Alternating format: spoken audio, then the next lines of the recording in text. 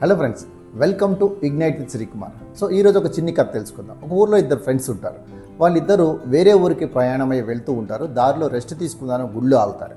గుళ్ళు ఆగిన తర్వాత నైట్ తినడానికి ఏమైనా ఆహారం ఉందా అని ఇద్దరు పంచుకుందాం అనుకుంటారు. అప్పుడు ఇద్దరి దగ్గర ఒక అతని దగ్గర 5 రోటీలు ఉంటాయి, రెండో అతని దగ్గర 3 రోటీలు ఉంటాయి.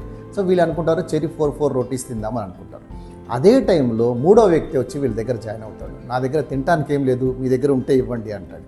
సో వీళ్ళు ఏం చేస్తారు, 8 రోటీలని ముగ్గురికి పంచటం ఎలా అని డైలమాలో పడతారు. తర్వాత ఒక వ్యక్తికి ఆలోచన వస్తుంది, సో ఒక్కొక్క రోటీని 3 పీసులు చేద్దాం.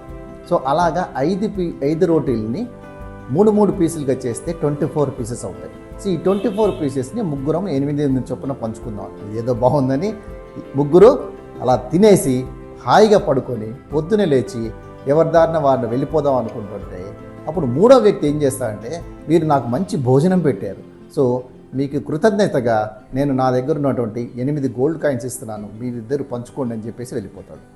అప్పుడు వీళ్ళిద్దరు ఫ్రెండ్స్లో ఒకతను అంటాడు, నేను 5 రోటీలు ఇచ్చారు కాబట్టి నాకు 5 గోల్డ్ కాయిన్స్ కావాలి, నువ్వు 3 రోటీలు ఇచ్చావు కాబట్టి నీకు 3 గోల్డ్ కాయిన్స్ ఇస్తా అంటాడు. రెండో వ్యక్తి అంటాడు, అలా కాదు, ఆయన 8 ఇచ్చాడు కాబట్టి చెరి 4 పంచుకుందాం అనుకుంటారు. సో ఇలా వాళ్ళు కొట్టుకుంటూ ఉంటే అప్పుడే ఒక అండర్స్టాండింగ్కి రాలేకపోతారు.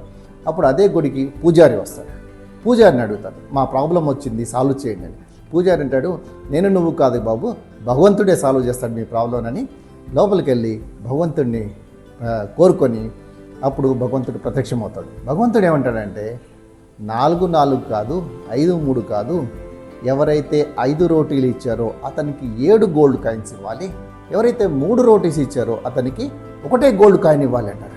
వీళ్ళిద్దరు అంటారు, ఇదేం న్యాయం స్వామి, న్యాయం చేయమంటే మీరు నాకు అన్యాయం చేస్తున్నారంటే ఒకటే చెప్తాడు, ఎవరైతే 3 రోటీస్ ఇచ్చారో అతను 9 పీసెస్లో 8 పీసెస్ అతను తీసుకున్నాడు, ఓన్లీ 1 పీస్ మాత్రమే మూడో వ్యక్తికి ఇచ్చాడు.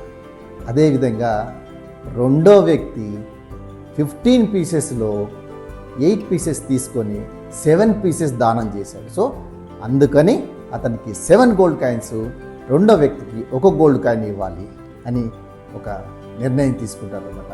సో ఫ్రెండ్స్, దీన్ని బట్టి మనకి ఏం తెలుస్తుందంటే ఫ్రెండ్స్, కొంతమంది చిన్న దానాలు చేసి కూడా పెద్ద అడ్వర్టైజ్మెంట్లు ఇస్తుంటారు. కానీ మీరు ఏం దానం చేస్తున్నారు, హృదయపూర్వకంగా ఏమి ఇస్తున్నారని పైన భగవంతుడు అన్నీ గమనిస్తూనే ఉంటాడు. సో ఫ్రెండ్స్, ఇచ్చే దానం ఏదో ప్రశాంతంగా, అడ్వర్టైజ్మెంట్ లేకుండా సింపుల్గా ఇవ్వండి. భగవంతుడు అన్నీ చూస్తూ ఉంటాడు. All the best. Thank you.